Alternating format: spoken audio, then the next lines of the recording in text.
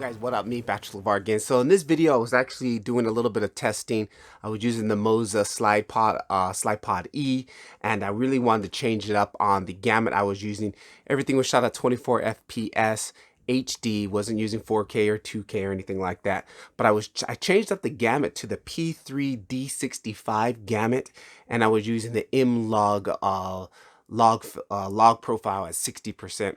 Then everything was color graded inside of DaVinci Resolve. I've been trying out some new techniques also in DaVinci Resolve that I got from Kazi, which is another YouTuber who specializes in color grading and DaVinci Resolve. And some of his lessons have really helped me. So I wanted to try everything I learned from his past lessons in this video. So this was off the schedule. I really had something else planned, but I ended up it finished raining and I wanted to go out and just shoot really fast. It was golden hour, so I just literally went downstairs to my balcony area and then shot this little bit of test footage. So hope you guys enjoyed. Again, down in the link, email crews down there, all that jibber jabber.